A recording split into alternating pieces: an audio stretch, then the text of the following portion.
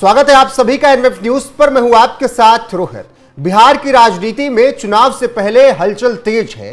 तेज प्रताप यादव जो चाल चल रहे हैं वो चाल आरजेडी के लिए मुश्किल खड़ी कर सकती है। भाई तेजस्वी के लिए परेशानियां भी तेज प्रताप यादव खड़ी कर सकते हैं।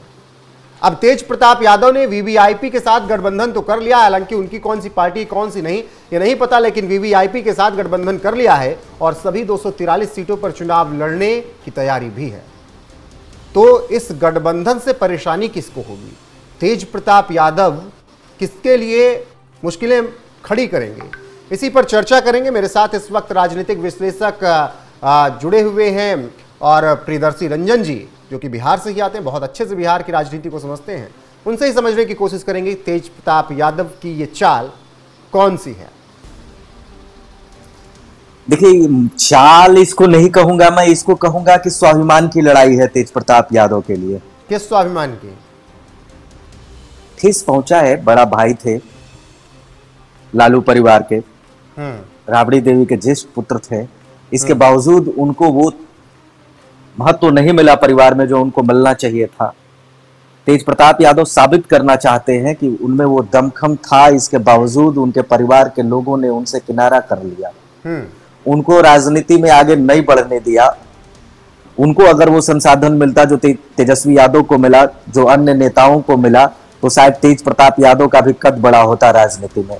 लेकिन इनका कद रोज दिन ब दिन काटा गया।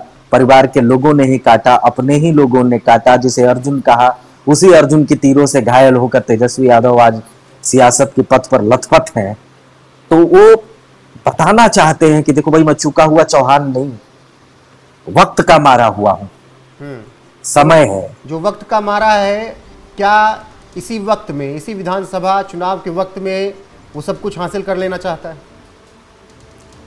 हासिल किस रूप में आप कह रहे हैं? सीटों के मामले में कि सीट जीत करके तेजस्वी यादव खुद विधायक बनकर लालटेन के सिंबल पे ना सही मैं अपने दम पर भी जा सकता हूं विधानसभा में? हाँ, ये एक तेज प्रताप यादव के लिए बना हुआ है स्वाभिमान की लड़ाई। उसमें ये बताना चाहते, टोपी ही केवल पहचान नहीं है, पीली टोपी के दम पर भी बिहार पर मैं चुनाव जीत सकता हूं। सब कुछ बदल दिया तेज प्रताप यादव। देखिए, मैं एक बड़ी मशहूर शायरी है, वहां से कुछ कहना चाहूंगा कि तुम्हें गैरों से कब फुर्सत, हम अपने गम से कब खाली, बस बहुत हो चुका मिलना, न तुम खाली न हम खाली। ये तेज प्रताप यादव इस अंदाज में अब आगे बढ़ रहे हैं। अपने परिवार को बाय बाय कह दिया है, अपने परिजनों को बाय बाय कह दिया है, या इनके परिजनों ने इनको बाय बाय कह दिया है। बाय बाय तो इनके परिजन बहुत पहले से कहना चाहते थे, मौका नहीं मिल रहा था। और ये तेज प्रताप यादव ही थे कि अपने परिवार के स्नेह में इस कदर भाव विभोर थे कि छोड़ नहीं पा रहे थे। वरना इनकी फजीहत तो शुरू से हो रही है। जब तेजस्वी यादव पहली बार उप मुख्यमंत्री बने थे, तब भी उस पद को लेकर के पार्टी के भीतर तेज प्रताप यादव बड़े हकदार के तौर पर थे। लेकिन वहीं से इनका फिसलने का सिलसिला लगातार जारी हुआ, जो अनवरत अब तक बना हुआ है। अब भी तो वो उस मोह से नहीं निकल रहे ना। उन्होंने वीवीआईपी के साथ, हेलीकॉप्टर बाबा के साथ करके गठबंधन चुनाव प्रचार की तैयारी कर ली, विधानसभा में प्रत्याशी खड़े करने के प्लान कर लिए। लेकिन वो तो ये भी कह रहे हैं कि आरजेडी को आना हो तो साथ में आ जाएं इस गठबंधन में। देखिए, ये बड़ी बात है। तेज प्रताप यादव ये दिल बहलाने के लिए ऐसी बात कह रहे हैं। तेज प्रताप यादव को मालूम है कि उनकी राजनीतिक हैसियत क्या है। मैं मानता हूं कि वो अपनी सीट निकाल लेंगे महुआ से, उस पर वो बढ़िया प्रदर्शन कर सकते हैं। लेकिन बाकी 243 सीटों पर इनकी पार्टी की क्या धमक होगी कहना बहुत मुश्किल है। और आरजेडी इनके साथ क्यों समझौता करने जाएगी? आरजेडी स्थापित पार्टी है, इनकी कोई पार्टी ही नहीं अभी रजिस्टर्ड हुई है। एक लाइन और जो कही तेज ने, तेजस्वी के साथ जो साजिश रच रहा है उसका पर्दाफाश जल्दी होगा। बार बार बात करते हैं। क्या तेजस्वी को पता नहीं कौन साजिश रच रहा है? देखिए, जो राजा होता है ना, वो समय समय पर अपने हिसाब से लोगों को आगे बढ़ाता है। कभी जयचंद को आगे बढ़ा देता है, कभी महाराणा प्रताप को आगे बढ़ा देता है, कभी मान सिंह को आगे बढ़ा देता है। वो उसके हिसाब से चलता है कि किस मोहरे को कब चलना है। तेजस्वी यादव राजा हैं और शायद अभी उन्होंने जयचंद को छोड़ रखा है, मन बढ़ा रखा है अपने दरबार में, तेज प्रताप यादव के खिलाफ।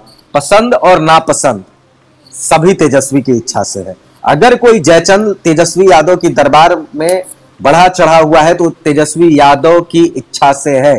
तेजस्वी यादव जिस दिन चाहेंगे उस जयचंद को बाहर कर सकते हैं। तेज प्रताप यादव खुल करके शायद ये बात नहीं बोल पा रहे हैं अपने भाई के खिलाफ, अभी भी भाई के प्रेम में है वो, तभी वो जयचंद का सहारा लेकर उन पर हमला कर रहा है। सीधा हमला करने से भी बच रहे हैं। लेकिन पार्टी के उसी कोर वोटर की बात कर रहे हैं जिसके दम पर लालू प्रसाद यादव, राबड़ी यादव, फिर तेजस्वी यादव यहां तक पहुंचे। उसी कोर वोटर की बात तेज प्रताप भी कह रहे हैं कि यादव और मुसलमान को नहीं छोड़ूंगा, साथ लेकर चलूंगा। देखिए, तेज प्रताप यादव जब आरजेडी में थे तब भी उन्होंने कई तरह के प्रयोग किया। डीएसएस बनाया था उन्होंने आरएसएस के तर्ज पर, धर्मनिरपेक्ष स्वयंसेवक संघ। हाँ। कई ऐसे लालू राबड़ी मोर्चा बनाया उन्होंने, कई ऐसे फ्रंट बनाए जो उस समय भी पैरेलल काम कर रहा था इनकी राजनीति में। राजद में रहते हुए भी अपना एक संगठन ये चला रहे थे। तो कहीं ना कहीं उनको भी ये भान था पहले से कि उनकी स्थिति आरजेडी में किसी दिन खराब हो सकती है, और उसके लिए उन्होंने पहले से तैयारियां कर रखी थी। कुछ लोगों को ये टिकट दिलवाना चाहते थे, अपने लोगों को मजबूत करना चाहते थे, जिसमें गुलाब यादव है मधुबनी के, और भी आरा में एक दो प्रत्याशियों को ये मदद करना चाहते थे। जहानाबाद में सुरेंद्र यादव के खिलाफ अपने आदमी को चुनाव लड़ाना चाहते थे, सुरेंद्र यादव का टिकट काटना चाहते थे। जगदानंद सिंह से इनके जो पूर्व प्रदेश अध्यक्ष थी उनसे इनकी अदावत हो गई। अभी जो मंगनीलाल मंडल प्रदेश अध्यक्ष हैं राष्ट्रीय जनता दल के, इनसे इनकी अदावत चल रही है।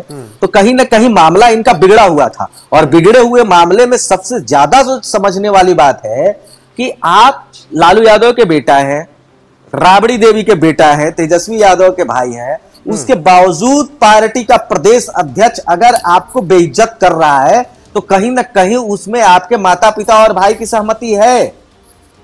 उसके बिना ऐसा संभव नहीं हो सकता है। जगदानंद सिंह इतने नाकाबिल लोग नहीं थे या गैर समझ लोग नहीं थे कि वो स्थितियों को नहीं समझते होंगे। राजा क्या चाह रहा है, राजा की किसमें खुशी है, उसी के हिसाब से ये लोग बोलने वाले लोग हैं। आखिरी सवाल ऐसे में, ये विधानसभा चुनाव ठीक है, बीजेपी और एनडीए बनाम आपको इंडिया ब्लॉक दिखेगा, लेकिन एक लड़ाई और होगी भाई बनाम भाई। देखिए, बहुत बड़ी लड़ाई की शुरुआत शायद तेज प्रताप यादव ने की है।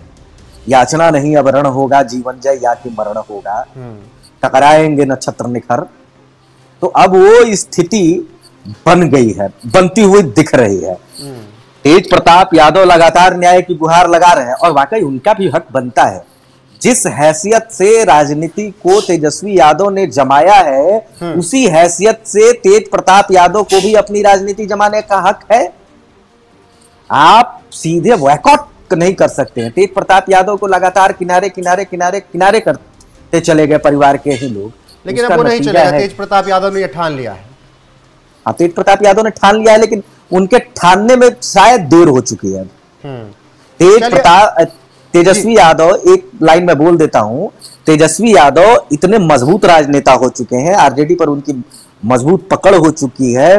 वो शैशवा काल से वटवृक्ष के तौर पर तैयार हो गए हैं, छोटे से बीज से बड़े वृक्ष के तौर पर तैयार हो गए हैं, और तेज प्रताप यादव को अभी शुरुआत करनी है। तो इस लिहाज से बहुत लंबा संघर्ष तेज प्रताप यादव को। कहावत है ना कि बरगद छांव कितनों को विदे दे, लेकिन उसके नीचे कोई पेड़ पनपता नहीं। बाहर निकलना ही था। गजब गजब गजब।